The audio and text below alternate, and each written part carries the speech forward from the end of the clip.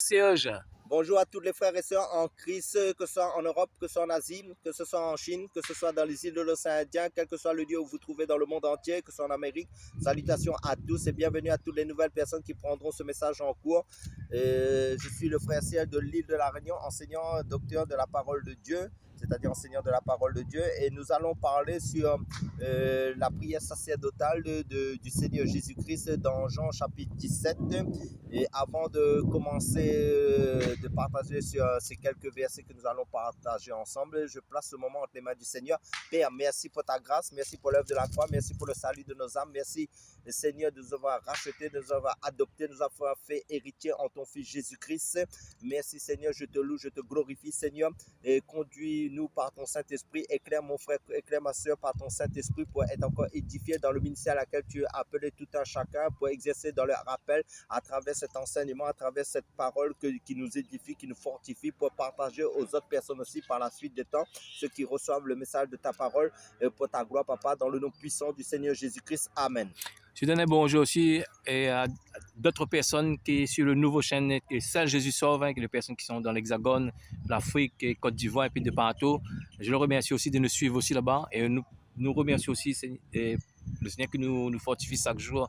Pour des personnes qui nous suivent aussi comme Yvonne de Saint-Pierre et aussi Yvonne je ne sais pas où elle habite. En tout cas, je remercie aussi de nous suivre aussi et Mamadou Michel aussi qui nous suit de loin là-bas. Amen. Mais en fin de compte, nous allons prendre la prière sacerdotale du Seigneur Jésus-Christ à partir du chapitre 17 dans l'évangile de Jean, chapitre 17. Nous allons parler du verset 1 au verset 5, je pense, pour l'instant. Je fais la lecture. Après avoir ainsi parlé, Jésus leva les yeux au ciel et dit: Père, l'heure est venue, glorifie ton Fils afin que ton Fils te glorifie.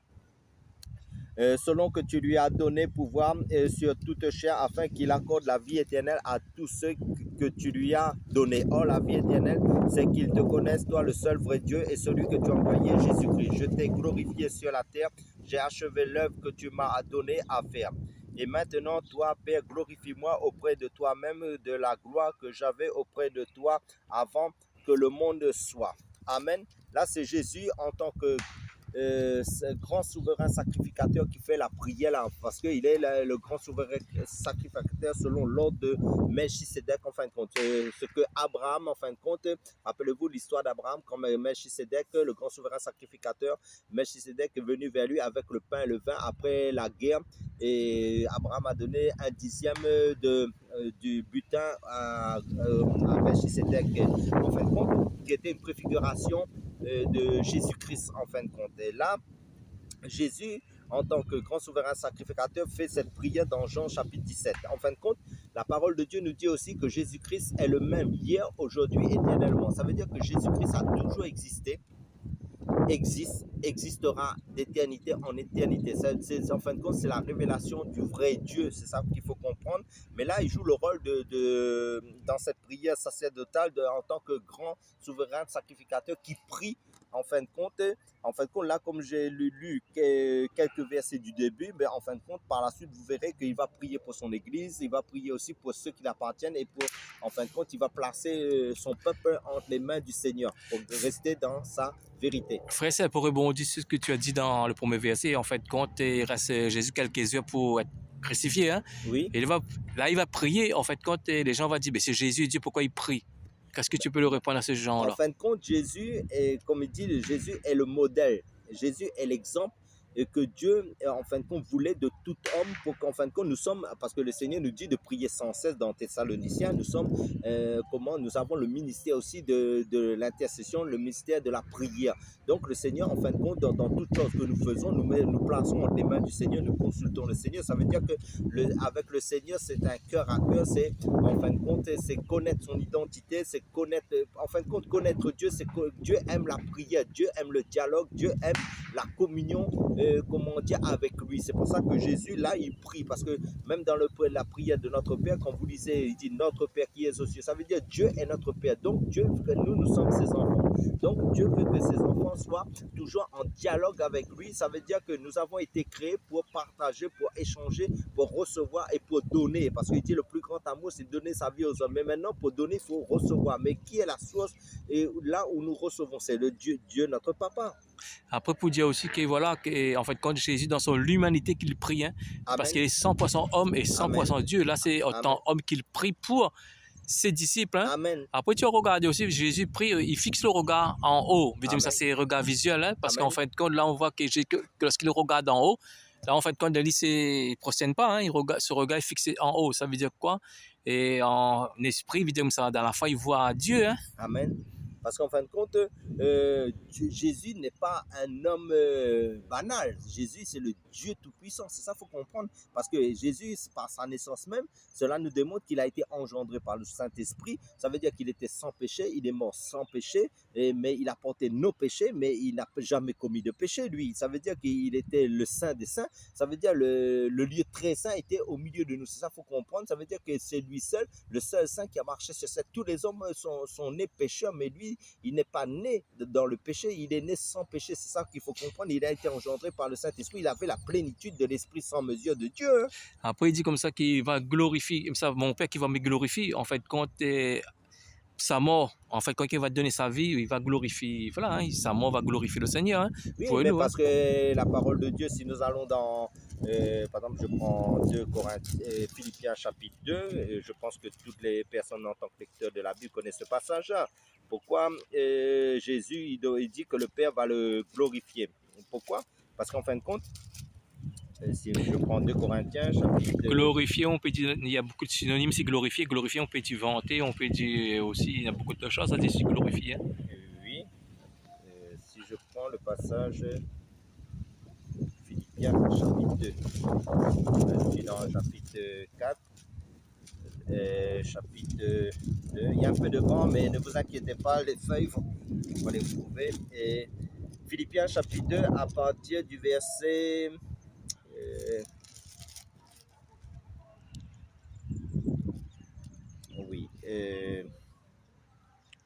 verset 4. Que chacun de vous, au lieu de considérer ses propres intérêts, considère aussi ceux des autres. Ayez en vous les sentiments qui étaient en Jésus-Christ, existant en forme de Dieu. Il n'a point regardé son égalité avec Dieu comme une part arrachée, mais il s'est dépouillé lui-même en prenant une forme de serviteur, en devenant semblable aux hommes. Il a paru comme un vrai homme, il s'est humilié lui-même en se rendant obéissant jusqu'à la mort, même jusqu'à la mort de la croix. C'est pourquoi aussi Dieu l'a souverainement élevé et lui a donné le nom qui est au-dessus de tout nom, afin qu'au nom de Jésus, tout genou fléchisse dans les cieux, sur la terre et sous la terre, et que toute langue confesse que Jésus-Christ est Seigneur, à la gloire de Dieu le Père. Oui, comme tu l'avais dit, Amen. Et Jésus était 100% homme. Ça veut dire que Jésus qui est 100% Dieu, en fait, il s'est humilié, il s'est rabaissé à notre niveau en tant qu'homme pour nous sauver. Mais maintenant, Dieu lui a glorifié. Quand Dieu dit que le Seigneur l'a glorifié, en fin de compte, ça veut dire que Dieu l'a redonné la position qu'il avait. Ça veut dire qu'il est revenu dans sa position originale. Ça veut dire qu'il est Dieu. Parce que quand... Et toute autorité lui sont soumis, que ce soit dans le ciel, que ce soit sur la terre et sous la terre. Pourquoi? Actuellement, Jésus règne éternellement parce qu'il est l'agneau assis au milieu du trône quand vous lisez le livre d'Apocalypse. Ça veut dire qu'il est l'agneau à la fois qui ôte le péché du monde, il est l'agneau assis au milieu du trône. Ça veut dire que Jésus a plusieurs fonctions. C'est ça qu'il faut comprendre. Il est à la fois le Père, le Fils, il est serviteur, il a plusieurs aspects. C'est ça qu'il faut comprendre. C'est pour ça que quand Jésus, dans Jean chapitre 17, dit « Et maintenant, verset 5, et maintenant... » Frère 16, je te coupe là. Amen. Dans le verset 2, qu'est-ce qu'il dit dans le verset 2? Jean 17, verset 2.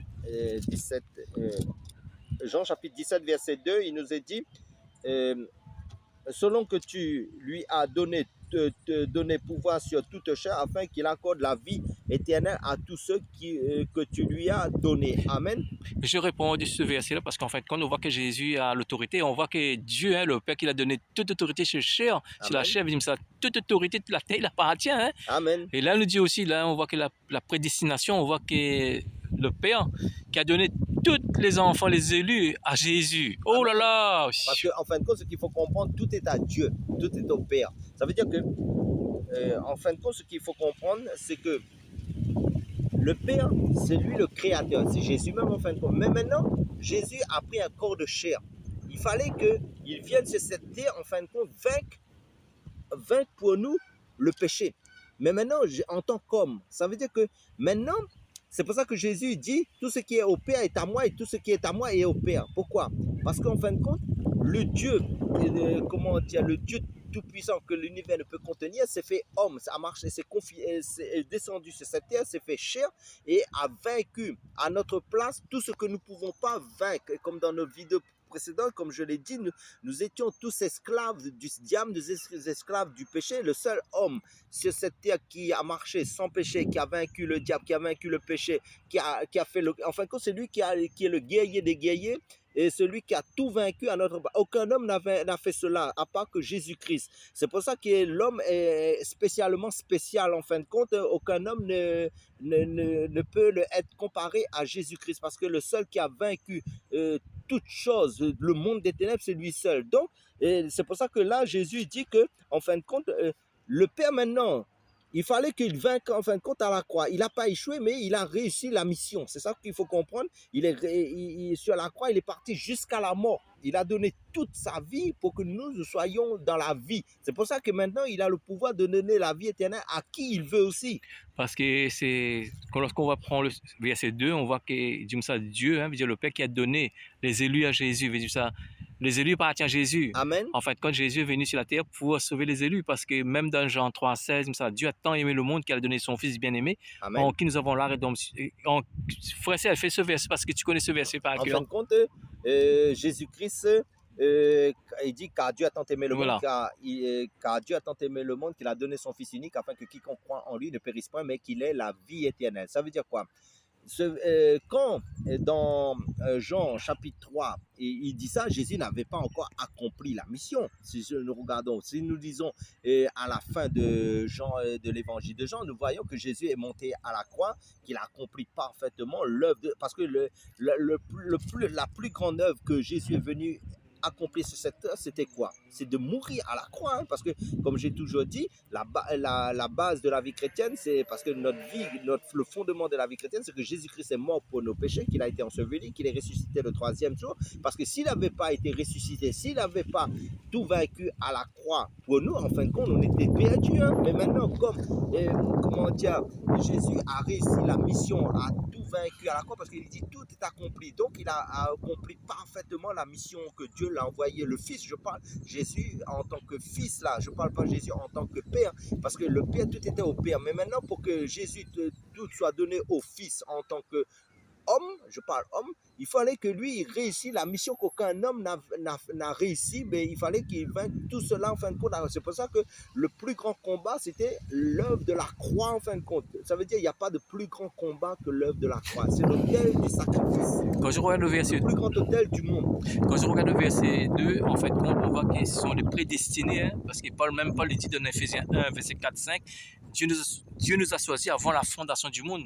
Il nous a prédestinés à être ses enfants adoptifs par Jésus-Christ. En fait, si on regarde vraiment la Bible, hein, Jésus, en fait, quand il est pour le monde entier, et ça sent que le monde entier ne va pas le suivre, ne va pas accepter sa parole. En fait, quand est-ce que je regarde vraiment la Bible, Jésus est spécialement pour les élus qui étaient contaminés par le péché. En fait, il est venu pour les élus parce que nous savons tous que toutes les personnes qui vont passer sur Jésus. Parce que lorsque tu vas prendre 1 Timothée 2, 4, il dit, lui qui disait que tous les hommes sont sauvés, parviennent à la connaissance de la vérité. Voilà, hein? Parce qu'il y a encore beaucoup d'élus encore qui sont sur terre. Amen. Mais après, ils vont venir vers Jésus. Hein? Amen. Parce qu'en fin de compte, ce qu'il faut saisir, c'est que Dieu connaît d'avance qui lui et qui l'appartient. En fin de compte, c'est pour ça que dans Timothée, il nous dit, Dieu connaît celui qui l'appartient. Pourquoi? Parce que ce qu'il faut vous dire aussi, c'est pas tous les hommes qui sont enfants, qui sont les fils, qui sont les élus. Parce qu'il y a beaucoup d'appelés, mais peu de lits, la parole de Dieu nous dit aussi. Donc Dieu connaît vraiment ceux qui font partie des enfants du diable et ceux qui font partie des enfants de Dieu en fin de compte d'avance, parce qu'il est le Dieu omniscient, omnipotent, omniprésent. Ça veut dire, comme dans une vidéo précédente nous avons parlé sur ces choses-là, ça veut dire Dieu connaît tout d'avance, rien ne le surprend. Donc ça veut dire quoi? Ça veut dire Satan a ses élus aussi sur cette terre et Dieu a ses élus. Donc comme vous savez, Judas était un fils de la perdition, un fils du diable. C'est ça qu'il faut comprendre. Pourtant il était parmi les personnes que Jésus avait choisi, mais Jésus savait aussi que parmi eux, il y avait, comment dire, un enfant du diable. Donc, sur cette terre aussi, il faut comprendre aussi que pas toutes les personnes qui vont à l'église, qui se disent chrétiennes, sont chrétiens. Ça veut dire qu'en fin de compte, il y a le blé et l'ivraie, il y a le bon grain et le mauvais grain, il y a les boucs et il y a les brebis. Et parce que Dieu donne toujours les deux facettes. Ça veut dire que dans la Bible, quand vous lisez la Bible, en fin de compte, vous allez voir, même quand Jésus l'a prié, il priait pour ceux qui appartiennent à Dieu, mais il ne prie pas pour le monde, comme nous avons parlé aussi dans une vidéo précédente, l'esprit du monde et l'esprit de Dieu. Ça veut dire Dieu et l'amour de ce monde est inimitié contre Dieu, et ça veut dire ennemi de Dieu et contre Dieu. C'est pour ça que dans ce monde-là, quand Jésus joue le rôle dans cette prière sacerdotale, parce qu'il est le plus grand sacrificateur, il est le grand souverain sacrificateur, il prie non pas pour le monde, là il prie pour lui-même, quand il était dans le ciel, mais il a glorifié le Père, mais il retrouve sa position initiale de Père, et parce qu'il est venu en tant qu'homme, il s'est fait homme, et maintenant il a fait tout le boulot à notre place, parce qu'aucun homme ne peut pas se sauver par lui-même. Il a retrouvé sa position initiale de roi des rois, du Seigneur. C'est pour ça que quand vous lisez dans l'Apocalypse, il est marqué que sur la cuisse de Jésus, il est marqué roi des rois, Seigneur des seigneurs. Frère, c'est le dernier verset avant de terminer, verset 3. Jean 17, verset 3, c'est le verset phare que les musulmans prennent, que les témoins de Jéhovah prennent ce verset pour... Oui, parce que dans le verset 3 de Jean chapitre 17, l'évangile Jean chapitre 17, il nous dit « Oh, la vie éternelle, c'est qu'ils te connaissent, toi, le seul vrai Dieu, et celui que tu as envoyé, Jésus-Christ. » Amen.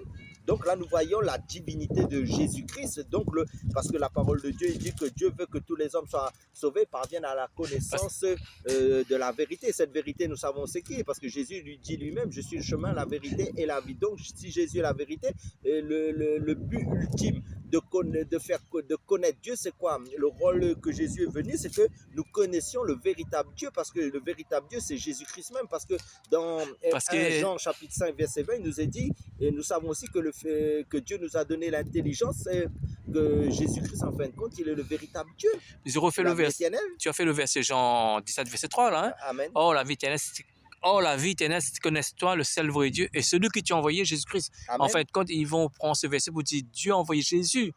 En fin de compte, on voit qu'il y a beaucoup de détracteurs qui vont prendre ce verset pour que ce soit le musulman, que ce soit le témoin de Jéhovah, pour eux croire que ce verset est nouveau pour nous. Non, en fin de compte, Jésus va s'envoyer lui-même, mon frère Serge. Amen. Parce que là, Jésus parle de lui-même, parce qu'en fin de compte, si on n'a pas l'esprit de Christ, on n'a pas l'esprit de Dieu, en fin de compte, nous allons tordre le sens des Écritures, nous n'allons pas comprendre le langage, parce que la Bible, c'est un langage spirituel de Dieu, et seulement les enfants de Dieu nés de nouveau, qui ont l'esprit de Dieu, qui sont les élus, comprennent le langage que Dieu veut nous donner pour comprendre le langage de Dieu. Parce que là, si nous faisons un amalgame en croyant que Dieu envoyait son Fils, c'est vrai que Dieu envoyait le Fils, parce que Dieu, c'est un Dieu, en fin de compte, il suit, comment dire, les règles. Mais maintenant, Jésus, là, il nous fait comprendre qu'en fin de compte, lui-même, il est Dieu. Il s'est envoyé lui-même. C'est ça qu'il faut comprendre. Lui-même, c'est oui. Missionné pour venir sur terre pour nous sauver, parce qu'il n'y avait pas d'autre choix. Pour revenir aussi, parce que comme ça, la vie éternelle, c'est qu'on connaît Jésus-Christ, en fait. Et pour connaître Jésus-Christ, c'est, en fait, il faut la révélation, parce que la Bible nous enseigne que nous montre en fin de compte dans la Bible que nous apprend que voilà, que l'enseigne que le caractère de Christ veut dire le caractère de Dieu dans la Bible nous enseigne.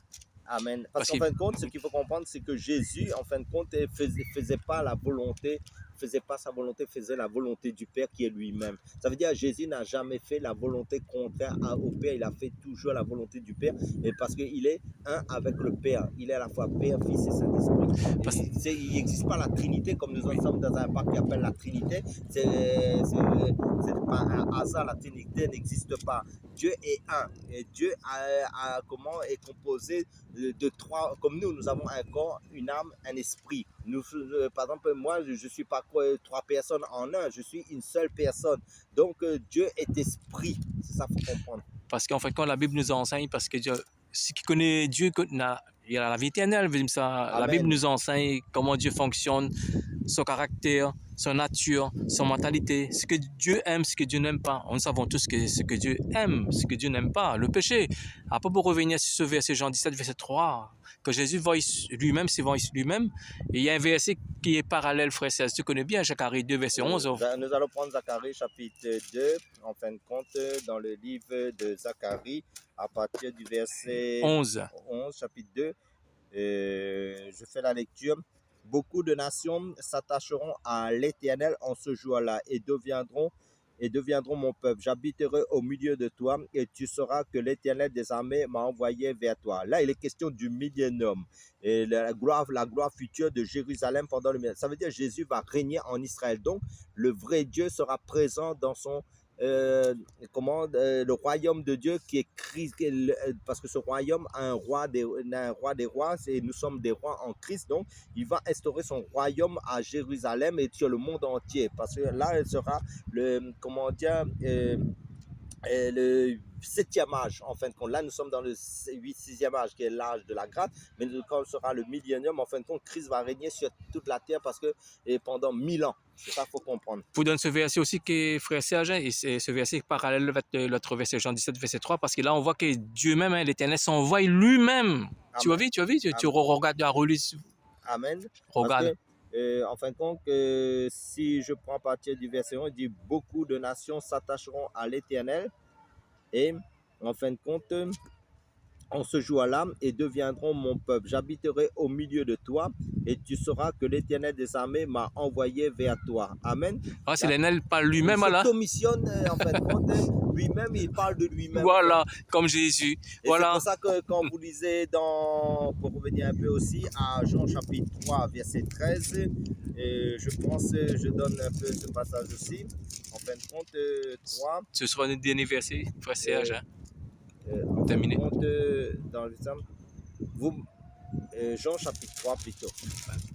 Voilà mes amis, mes frères et sœurs qui nous écoutez, on voit que vous êtes éclairés là, parce qu'on voit que Jean 17 verset 3, que Jésus s'envoie lui-même, et Zacharie 2 verset 11, et l'Éternel s'envoie lui-même au milieu de son peuple. Veut dire ça, Dieu parle lui-même. Mes frères et sœurs, vous êtes éclairés là. L'évangile de Jean chapitre 3 verset 13 nous dit: personne n'est monté au ciel si ce n'est celui qui est descendu du ciel, le Fils de l'homme qui est dans le ciel. Amen. Là nous voyons Jésus est à la fois dans les cieux et sur la terre. Il remplit tout en fin de compte. C'est le Dieu omniscient, omnipotent, omniprésent. Donc il sait tout, il connaît tout, il voit tout en fin de compte. Et à travers ces quelques passages pour vous éclairer par rapport à la prière sacerdotale du Seigneur Jésus-Christ, soyez tous bénis et à la prochaine vidéo. Merci frère Serge pour cet éclairage qui nous a éclairé tous nos frères et sœurs qui sont dans le monde entier. Et sois bénis.